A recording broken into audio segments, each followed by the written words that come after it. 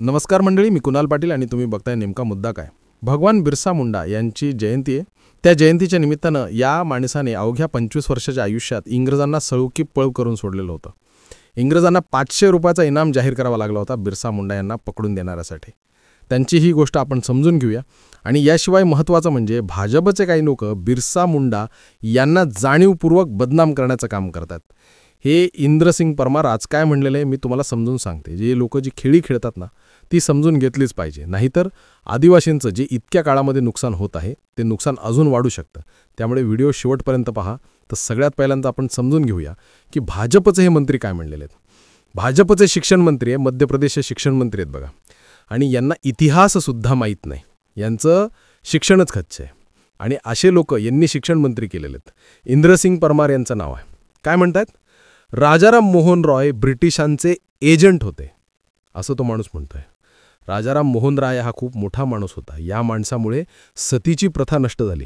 नाहीतर आज भारतामधले विधवा महिलाच दिसल्या नसत्या. नवऱ्यासोबत त्यांनासुद्धा जावं लागलं असतं. ती प्रथा राजाराम मोहन राय या माणसामुळे बंद झालेली आहे. आणि हा माणूस काय म्हणतोय? ते ब्रिटिशांचे एजंट होते. मी म्हणते ना, हा भाजपवाल्यांना मनुस्मृती आणायची आहे म्हणून तर राजाराम मोहनराव यांचा राग आहे.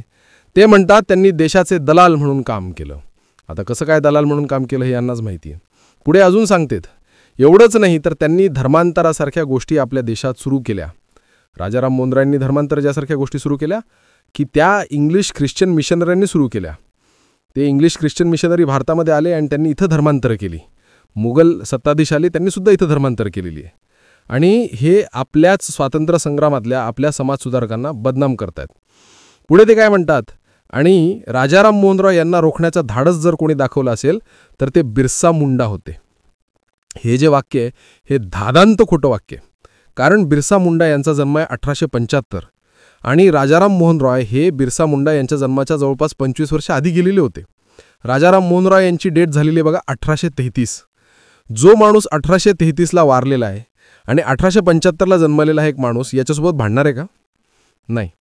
असा गल्लीतला एखादा कोणी पोरगा, न शिकलेला पोरगा म्हटला असता तर ठीक असतं. भाजपचा एखादा कोणता दुसरा मंत्री म्हटला असता तरी ठीक होतं. जो शिक्षण मंत्री आहे तो असं म्हणतोय म्हणजे यांचा अभ्यास किती कच्चा आहे. फक्त अभ्यास कच्चा नाही आहे, यांना हे मुद्दामून बिरसा मुंडा हे इथल्या जे समाजसुधारक करणारे लोक होते त्यांच्या कसे विरोधात होते हे यांना याच्यातून सांगायचं आहे. आणि म्हणून बिरसा मुंडा यांना या राजाराम मोहन राय यांच्या विरोधात उभं करून त्यांचे भांडण लावलेले आहेत. ते बिरसा मुंडावरून बघत असतील ना तर काय म्हणत असतील, म्हणजे तुम्हाला काय अक्कल आहे? काहीही गरज नसताना असं मुद्दामून ते कोणाच्या तरी विरोधात होते असं दाखवायचं. आता आपण बिरसा मुंडा यांचं एक इंटरेस्टिंग आयुष्य समजून घेऊया. बिरसा मुंडा हे स्वातंत्र्य सैनिक होते. आदिवासी समूहामधून आलेले होते. त्यांचा जन्म 15 नोव्हेंबर म्हणजे आजच्याच दिवशी 1875ला झारखंडमध्ये झालेला होता. झारखंडमध्ये सगळ्यात जास्त जर का कोण्या व्यक्तीचं कौतुक होत असेल, रिस्पेक्ट दिला जात असेल तर ते आहे बिरसा मुंडा. जसं महाराष्ट्रात आहे छत्रपती शिवाजी महाराज, यांचं नाव खूप घेतलं जातं. इतरही अनेक लोक आहेत, महात्मा फुले आहेत, आंबेडकर आहेत, छत्रपती शाहू महाराज आहेत. पण झारखंडमध्ये बिरसा मुंडा यांचं नाव घेतलं जातं. अवघ्या 25 वर्षामध्ये बिरसा मुंडा यांनी इंग्रजांच्या विरोधात बंड पुकारलेलं होतं. आणि त्याचं कारण असं होतं ते म्हणजे इंग्रज तेव्हा इतकं मोठं जंगल होतं आणि हे जे जंगल आहे हे कोणाचं आहे? आदिवासींचं आहे. सगळं आदिवासी समूहाच्या मालकीचं आहे. हे जमीन हे मूळ निवासी आहेत. म्हणजे आधीचे सगळ्यात पहिले इथले लोक आहेत हे. तर ब्रिटिशांना आपला फायदा करायचा होता, फॅक्टरीज उभा राहायच्या होत्या, त्यामुळे ते जंगल नष्ट करत होते. आणि जंगल नष्ट करत होते म्हणजे आदिवासींचं राहणं, गाव हे सगळं नष्ट होत होतं. मोबदल्यात काहीच मिळत नव्हतं. त्यांना फक्त एवढंच ऑप्शन असेल, दुसऱ्या जंगलात जायचं. म्हणजे पूर्ण जे आहे ते आपलं आयुष्य जे आहे ते खराब होत होतं. आणि म्हणून बिरसा मुंडा यांनी इंग्रजांच्या या मोहिमेच्या विरोधात, म्हणजे इंग्रजच इथून निघून जावं, हे आपले लोकच नाही आहेत, आपल्याला आपलं राज्य आणायचं आहे, आदिवासींचं राज्य आणायचं आहे, म्हणून बिरसा मुंडा लढलेले आहेत. आणि बिरसा मुंडा यांचे वडील आहेत सुघना मुंडा, त्यांच्या आईचं नाव होतं कर्मी हतो. आणि बिरसा मुंडा यांनी उल गुलाम नावाची एक चळवळ सुरू केलेली होती. उल गुलाम म्हणजे काय तर अन्यायाविरुद्धची एक चळवळ. ज्या ठिकाणी आदिवासींवर अन्याय होत असेल त्या ठिकाणी ही चळवळ असेल. बिरसा मुंडा यांनी एका नवीन धर्माची स्थापना केली, हे सुद्धा एक लक्षात ठेवा. ना त्यांना ख्रिश्चन धर्म हवा होता, ना त्यांना इथला प्रचलित हिंदू धर्म होता, ना त्यांना मुस्लिम धर्म होता. त्यांनी एका नवीन धर्माची स्थापना केली, त्याचं नाव आहे बीरसाईत. का केली या धर्माची स्थापना? तर बिरसा मुंडांची एक गोष्ट अशी सांगितली जाते, तेव्हा जे ख्रिश्चन मिशनरी धर्मांतरणाचं काम करत होते तर बिरसा मुंडा हे ख्रिश्चन झालेले होते असं वाचण्यात आलेलं आहे. तर ख्रिश्चन झालेले असताना त्यांनी बघितलं की या ठिकाणी ब्रिटिश लोक जे की ख्रिश्चनच आहेत ते खूप अन्याय करतायत. याशिवाय एका ख्रिश्चन व्यक्तींनी आदिवासी समूहावर काहीतरी एक अपमानजनक टिप्पणी केली होती. त्यामुळे बिरसा मुंडा यांना वाटलं की हे लोक काय आपल्याला इज्जत देत नाहीयेत, म्हणून त्यांनी तो धर्म त्यागला आणि एका नवीन धर्माची स्थापना केली. त्यांना वाटलं असं तर ते हिंदू धर्मात, मुस्लिम किंवा इतर धर्मात जाऊ शकले असते, पण नाही, त्यांनी धर्म बिरसायत नावाचा धर्म स्थापन केला. मुंडा जमाती आजही, मुंडा आणि उराव नावाचे या ज्या जमाती आहेत त्या बिरसायत नावाचा धर्माचं पालन करतात.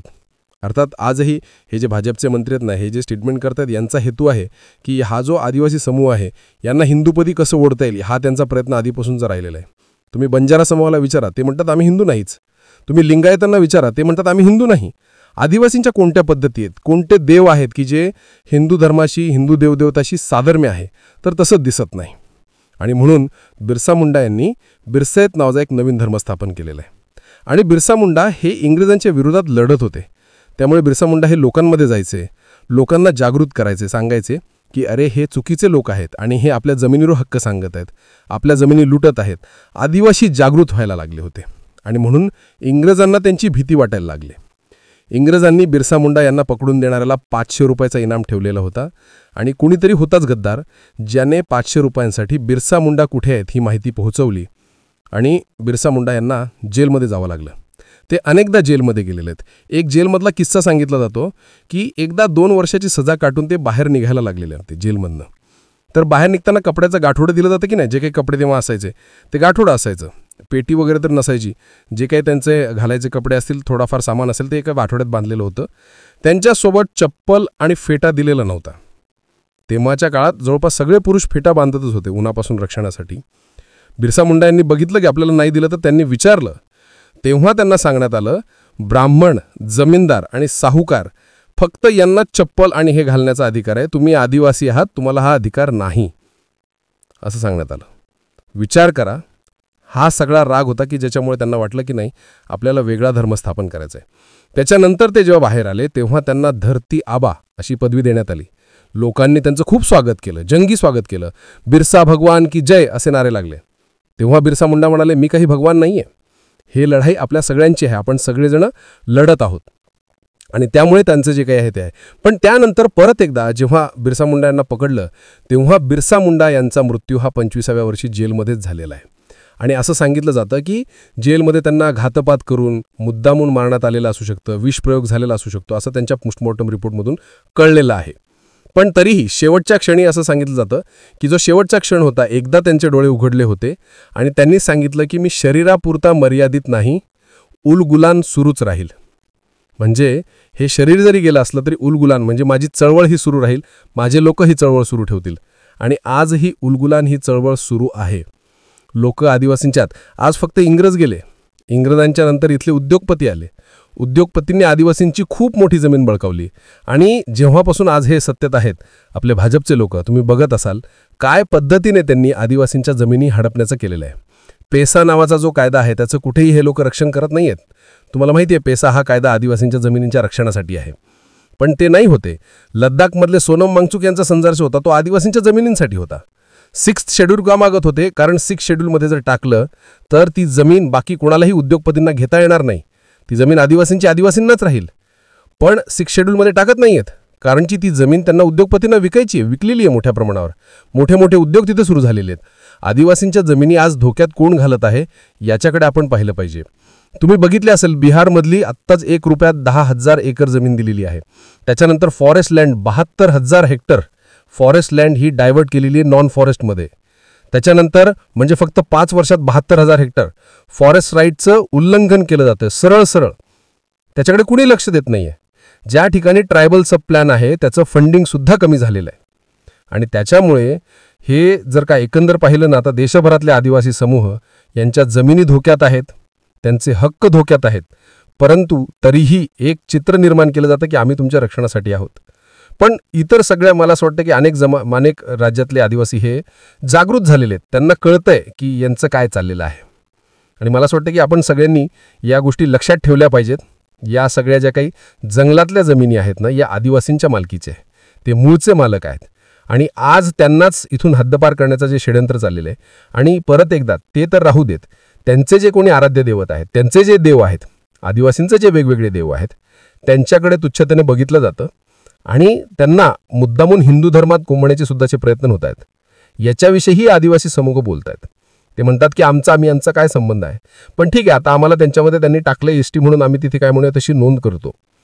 पण हे सगळं आहे. याविषयी तुम्हाला काय वाटतं कमेंट करून मला नक्की सांगा. आणि हे भाजपचे जे काही मंत्री आहेत त्यांचं हे स्टेटमेंट आहे, त्याचा निषेध प्रत्येक बिरसा मुंडा यांना मानणाऱ्या व्यक्तींनी केला पाहिजे. आज बिरसा मुंडा यांच्या जयंतीच्या निमित्तानं आपण परत एकदा त्यांचं स्मरण करूया.